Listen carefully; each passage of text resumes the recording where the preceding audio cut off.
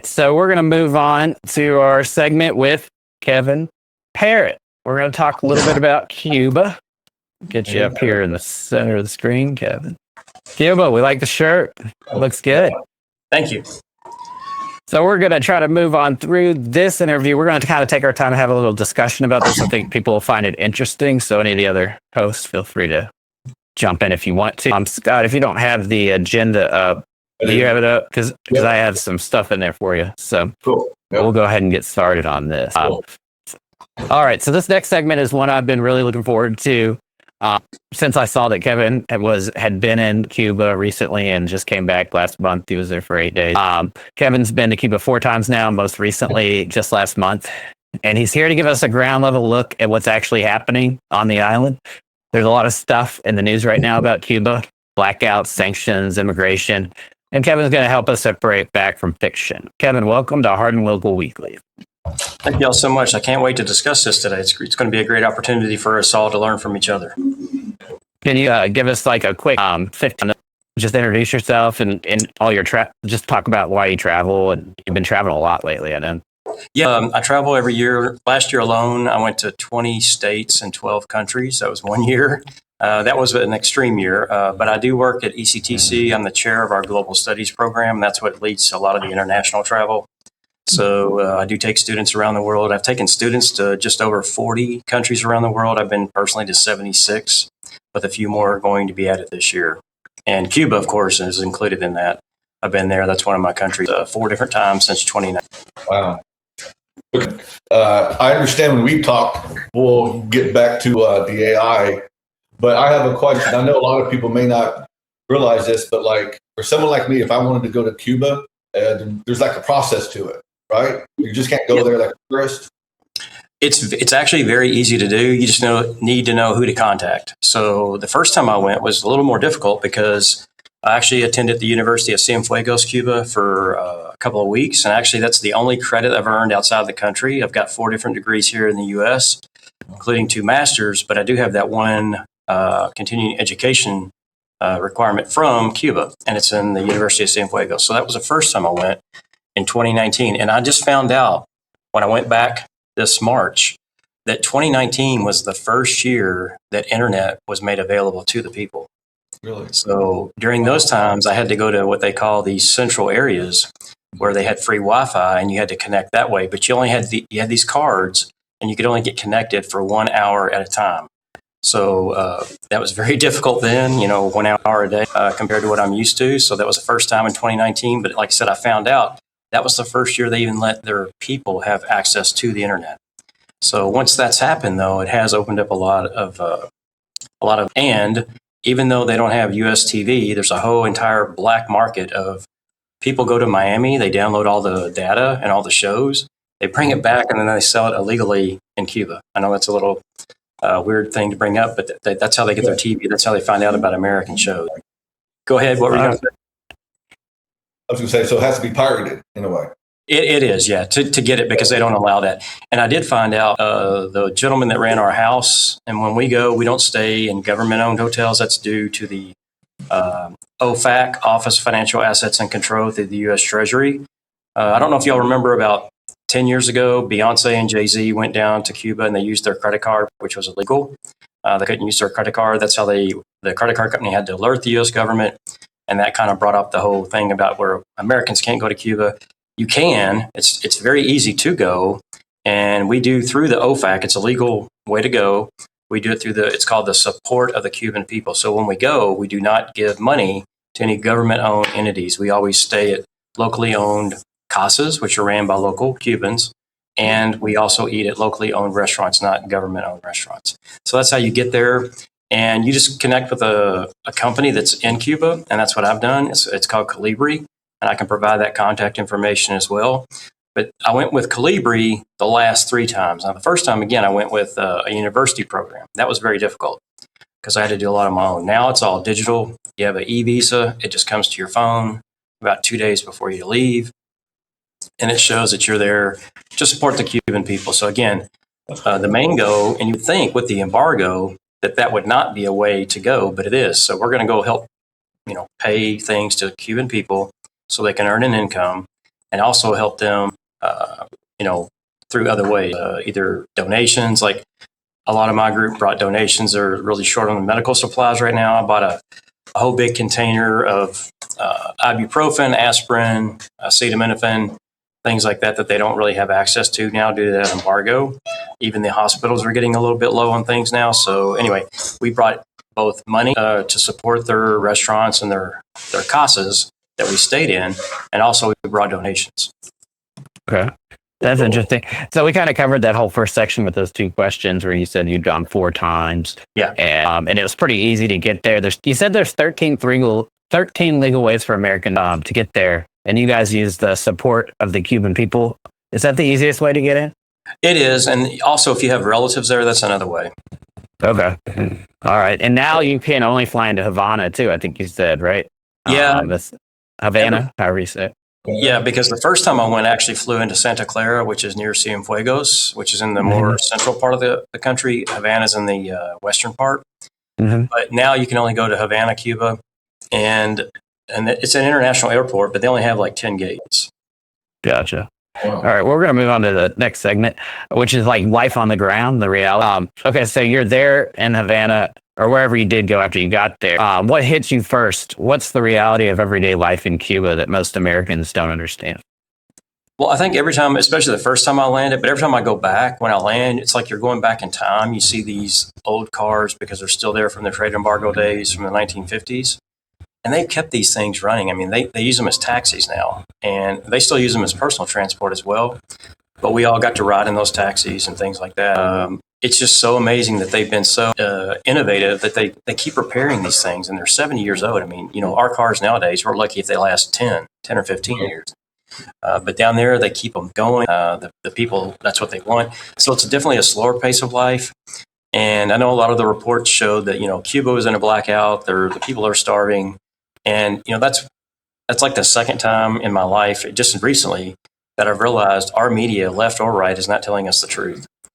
We really need to stop, just taking what they say as truthful, because they literally were saying just the reverse of what was going on in Cuba.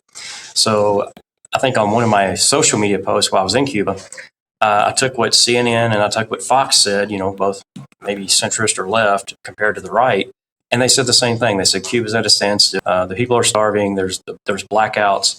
And then I recorded a city street scene in Havana where everybody's moving. People are fed. They're eating. There's cars everywhere. There's buses.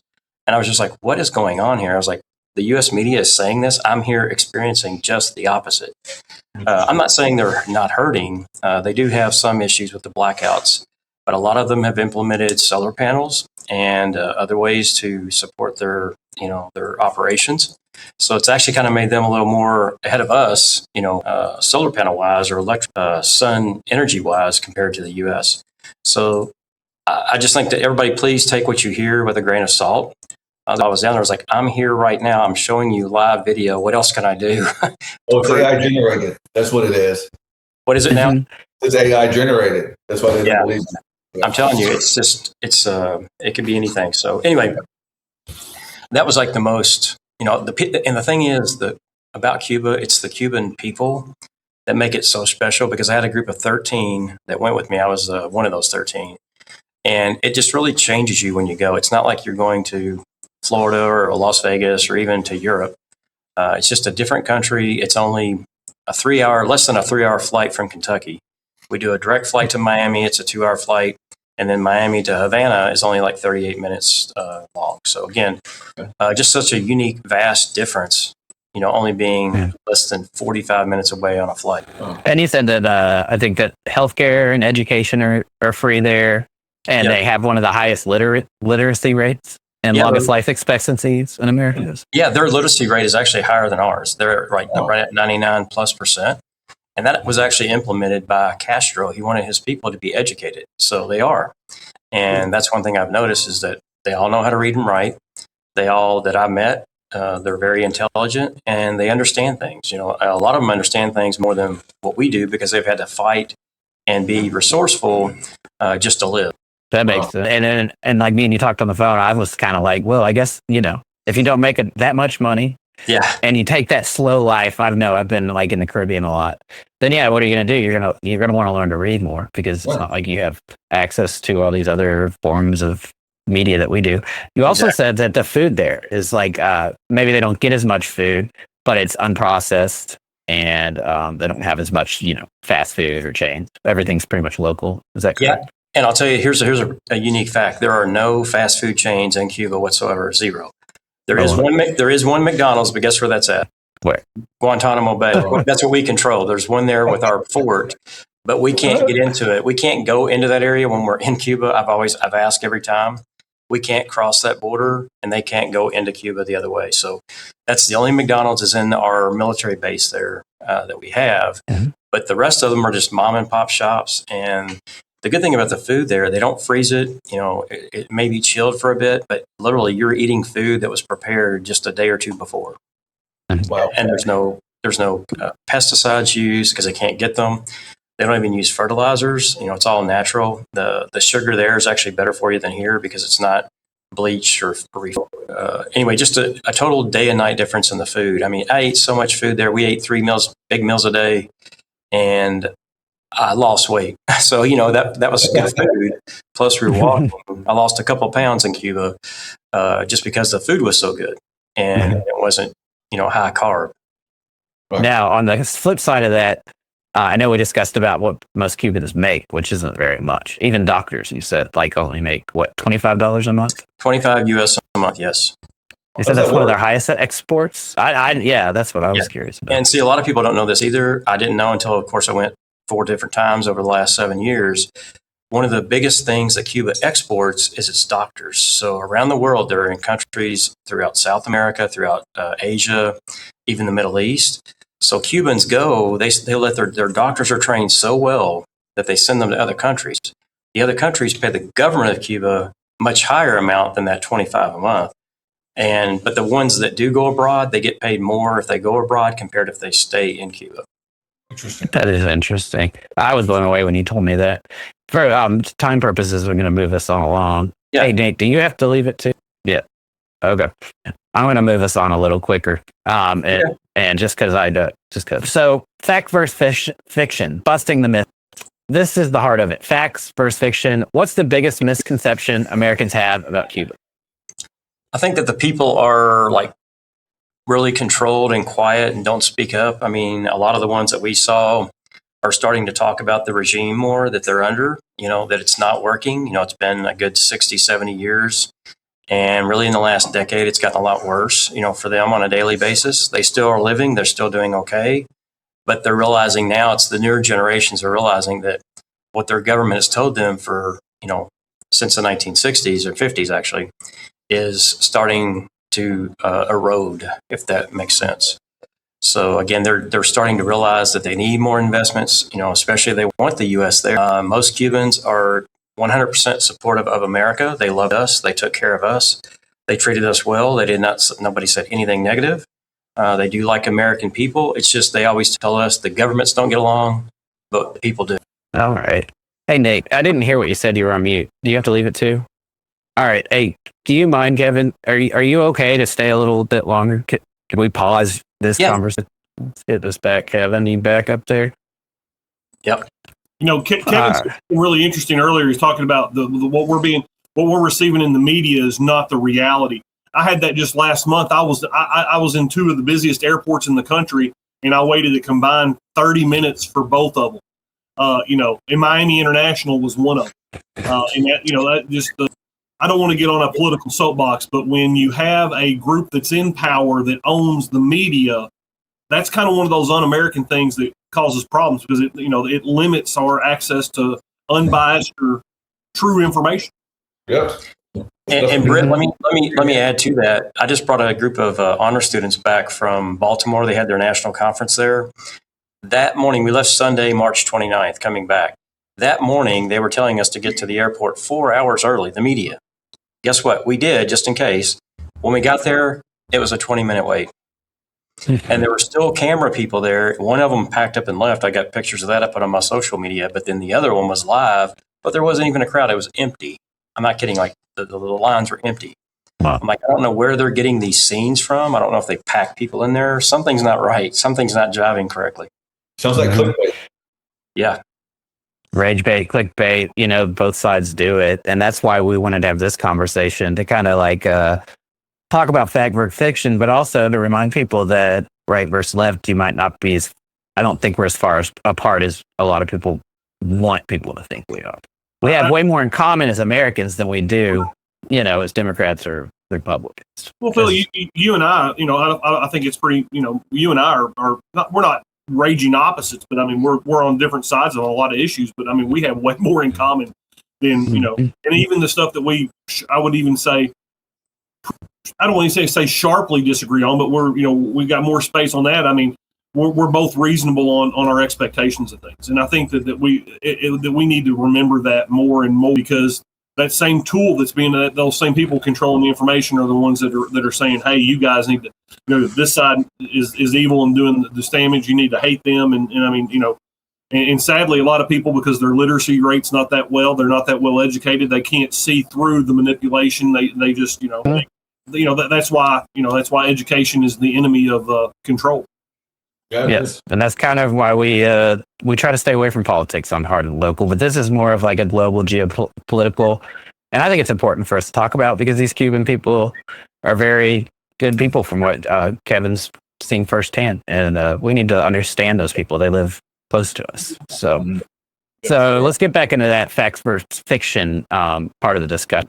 I didn't want to rush it, that's why I went to Nate because I forgot he had to leave it too. So that's my bad. I hate interrupting. But you said that, so at the heart of it, what's the biggest misconception? And I know some of the key points that we discussed off camera were they're not anti-American, blackouts are exaggerated, and the embargo is just kind of a media thing. It's not really true. So maybe you can discuss those things. Yeah, the embargo's been going on since the early 60s. I mean, Kennedy started it, and every president since then has continued it. And it's not really, I think the only U.S. president that's went to Cuba in our lifetimes was Obama.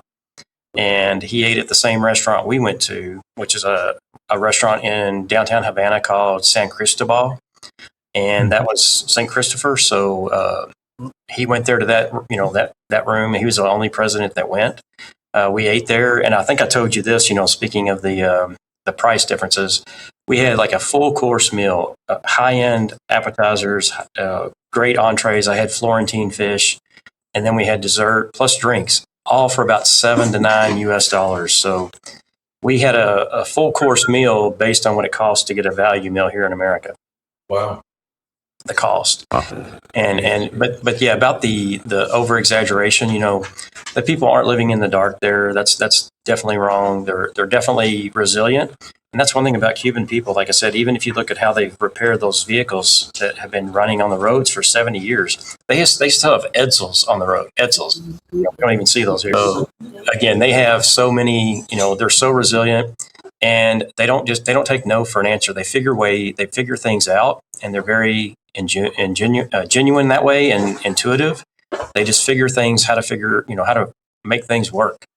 And when you're there, their number one goal while we were there, even during these, troubled times they're going through, they still wanted to make sure we had a great time. Now, we went through about a third of the country.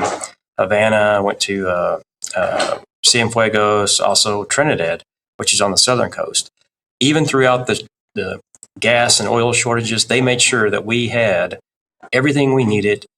We had Wi-Fi. We had continual Wi-Fi. We had access to oil and gas. And they do prioritize, though, tourism for oil and gas because that's bringing money directly into the country that they need. That's why they do prioritize that in the country. So misconceptions, I think those are pretty much the big ones. Be careful what we hear and see on the media, left or right, doesn't matter. They're both telling an incorrect statements. Okay. That's the thing I've realized. That I don't care. Like you said, I'm not bringing up politics here. Most of us are one or two ticks in the middle. But we need to realize we really need to start researching what we hear and read because a lot of it is not true. It's just simply false.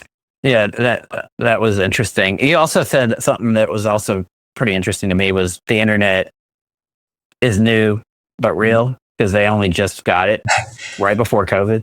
Yeah. Then they're more, more open to China now, I guess. Yeah. Is this changing the younger generation's view there? Well, now, like the first year I went, not many people were on it, because they didn't have a lot of like smartphones. But then once it became available in 19, and the second time I went was in 22, I noticed a huge jump in the number of people with phones, that were on the internet. Mhm. And the same thing now, it was like so many people now, they can research things, they can search for things online that they could not see before. So again, that makes the Cuban people know what's going on is really between the governments, not between the people. What about the political climate there? You said people don't really, do they talk about the government, or is that still taboo? Public? They really don't talk about it. It was really strange because, I've been to like China before. I've been to Beijing, which to me, that still felt like a communist city, even though they're socialist. But in Cuba, I don't get that vibe or that feeling. And what they've said is over time, and by the way, I don't know if anybody knew this. Here's a political comment based on that country. There are no statues. You never see any statues of Fidel Castro, and he ran that country for 60 years until he died. So also, I don't think a lot of people in the U.S. knew that there's not one single statue of him. There's one of Fidel Castro, but it's in a museum enclosed. That's it. He did not want his likeness to be promoted. He just wanted his ideas to be shared. So if you look at Raul, he was in power until he died about 10 years ago, 2016. And then his brother Raul took over, Raul Castro. And I wondered, why didn't they have another Castro? Because now it's somebody else. But I actually was on top the third time I went to Cuba. I was on top of a restaurant, and our two Cuban tour guides said, "You know who that is?" I was like, "Who?" She goes, "That's Raul's son or Fidel's nephew. He was supposed to take over, but didn't." So I think the country, too, wanted to get rid of the Castro name just to kind of open relations back up between the U.S. So that's a big sign, I think, that they are wanting to work with us, because they didn't put another Castro in power, and that was the first time they didn't do that in about 70 years. Oh, that's interesting. So on the geopolitical side, the bigger picture, now here's where I thought it got interesting when we were talking from that geopolitical standpoint. You've been there under 3 different administrations, Trump, Biden, and Trump again. Yep. Has it even mattered who was in office? Not really. It's still just as easy to get there. The only thing that's changed is what we're allowing into Cuba. I mean, there's always been an embargo. People think this is something new. They've been dealing with this since 61, 62 after the Cuban Missile Crisis. So this is nothing new. It's just getting harder for them to live, and harder. They're not taking what their government's telling them now as fact. They're starting to research on their own. Yeah. And you said that you think that the Cuban people would be open to working more closely with America. Can you talk about that a little bit more? They're 100% in favor of Americans. I mean, a lot of them have migrated to America. I mean, there's millions in South Florida, and I don't know if y'all seen this, but there's over 50,000 Cubans in Jefferson County alone. Really? So, and that's actually the second state where Cubans come the most after Florida. It's Kentucky. So we do have a direct connection, and that's no joke. You can look it up right after this, just search for that. But there's over 50,000 Cubans alone just in Jefferson County. And I know some of those personally. I mean, they told me, they said they want to go back to their home country more, but they don't want to go back and see the government, the way that it keeps everybody poor. It's pretty much what it does. So anyway. Were you saying something, Scott? I'm just curious. So they go from Florida to Kentucky. So those states in between, what do they find about Kentucky so alluring? Or I think I read there was an opening for some medical people here, and then once they come, it's always better to go to a state where other people are at that you know. So then once that original group came here, it just kept growing and growing and growing. Cool. And then there were job opportunities here. And I'll give you an example. The reason that a lot of them want to come to the U.S., the gentleman that ran our house, now remember, we stay in private casas, which are not run by the government. So they're privately owned, and they actually get some of the money. They have to give some to the government as well. But they were telling us that they make $17 US per month. And I know the ratio is $1 US is 500 pesos, Cuban pesos, but you can't still buy much with that. They also get ration cards there, and the ration cards, like they get 4 eggs a month. There was one morning where one of the people in my group, she wanted an omelet, and she goes, and they said, "How many eggs?" And she said 4. And they told her that's what we get for every 2 weeks Oh. person. And you're asking for it in one omelet, you know? That put that So in there's- perspective for the lady ordering the omelet. So there's still some real issues, sounds Yeah. like. Well, And and working closer with America could help those people. But in the meantime, I think there's another part to this that we talked about. So who is making inroads in Cuba if we aren't as Americans? well, I've seen it firsthand. So, you got the world superpowers. Russia used to finance and help, support Cuba. Of course, ever since they fell in 1990, when the USSR went away, they've kind of just left Cuba alone and not really sent much support or help to them. But now it's not Russia, it's China. So every time I went, they're investing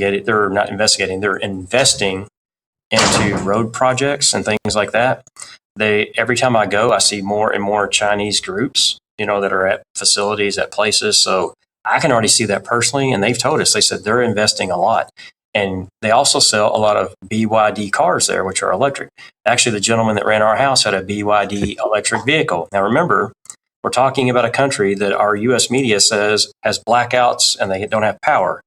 But the EVs are growing so fast there now. And the person that even ran our house had an EV, but it was a Chinese-made BYD. So China's trying to get in there. Yep. And so if we ignore them, then we're probably doing China a benefit. Yeah, I really think I agree. We need to really work with Cuba and secure that area. That's the largest island in the Caribbean. I mean, we need to secure that and at least have an ally there, not an enemy. Right. How would you? What would you support as far? I know we talked about it on the phone, and I just threw the question out. Would you think it'd be okay, or would you support like America in Cuba if they decided they wanted to become an American territory, kind of like some of those other islands? I think that would definitely help the island. It would help the people. Also, what they're trying to do, they're trying to start a program now where mostly Cubans in Miami can start investing in Cuba itself. Cubans, they're naturalized Cubans. That's where they came from. That's where they were born. But they're going to start allowing them, if they're from Cuba, to invest the money they've earned in the States back into their home country. Interesting. So, Kevin, for someone watching right now who's thinking, I had no idea you could do this, what's your message? Like, because you said go, like, if you want to visit Cuba, you need to go before, the culture changes. I know that was something. Yeah, I think right now the people are fantastic. And like I said, you can ask the other 12 that went with me on this last one. I went with others before. But everybody that goes, it truly changes the way they think about life. Jeff Kennedy just did a show with me on Hardin County Educational TV about Cuba. So that's out there if you want to watch it. But, it just really changes you. It makes you think in a better way. It makes you be more, I guess, conscientious of what's going on around the world and what the media is telling us. So, again, it just really opens your eyes and it really changes things. And plus, they make you have such a good time. I mean, that's the thing. When you're there, they are treating us like royalty. That sounds like a good trip. I know I spent some time in the Caribbean, and I've always enjoyed that island time feel, where nobody's in big of a rush. Exactly. And, Yep. So it's good to know, because I think a lot of people don't realize you can go to Cuba pretty easily to where, than used to. So anyhow, we thank you. And we also would like you to provide us with some information. I know we had a couple people ask how can they help support Cubans? Yeah. You want to talk on that real quickly, and then you can provide me with some links and I'll share that out later. Yeah, what I'll do, the best way to do it is to send it with people that you know that are with groups that help Cuba. I'm connected to 2 or 3 of those groups where people that go from America to Cuba take the supplies with them directly, because the thing is, if you ship things, since the country is, a lot of people are in poverty, throughout the process, those shipments never get to their intended audience, which is unfortunate. So through their postal system down there, people get this out of the box, this out of the box. But if you send it through these groups, we actually take all of ours directly down through our luggage. And yeah, that seems like a hard way to do it, but it's the only effective way to do it. And one of the villages that we actually supported, a lot of people brought cash donations and also medicine and things. They actually bought a washer, a clothes washer. And now the community is using that. So they don't rely on clothes washers as much as we do. They actually air dry their clothes, so they don't need a dryer. But we saw the impact of people bringing those donations through those approved groups that get directly to. I literally saw it with my own eyes. all the donations that we brought went directly to the people, not to a group that you don't know what they did with it.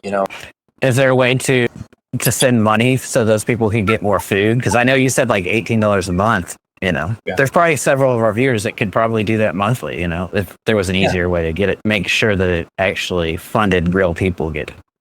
Yeah, if they just want to get in touch with me, I'll put them in touch with the company that I work with, and it is legit. I've seen it firsthand. They actually take the money and it goes to. They don't even skim off the top. They don't even do that at all. They're there to help the Cuban people, and they actually will give every dollar that you give goes directly to the Cuban people in the villages. All right, Kevin. Well, this has been an incredible, eye-opening conversation, I think, and thank you so much for coming on to share with us. Yeah. If people want to learn more, or maybe even go with you on one of your trips, how do they connect with you? I'll put my contact info in the chat. Okay. Okay. All right, and then we'll make sure to share. Yeah. So All right, sounds good. just get a passport, that type of thing. Yeah, that's very easy to do. And Scott, you need to go. You need to go one time. I know you'd like it. Heck yeah. All of you actually need to go, but I agree. I would love to go. So maybe we can make that happen sometime in the next year. Yeah. So. But we do thank you for joining us. Sorry we went long. That was okay. I messed up on the scheduling part. I didn't put enough time for each segment. But we thank you for being patient with us. Yeah. All right. Well, you're welcome to. We're going to close out here in a minute, but you're welcome to drop off if you want to, and we will talk at you next time, Kev. Yeah. We'll get Kevin on here again. We'll talk about AI. I know he's done travels with that, so that'll be a great topic. That's for sure. Let's get down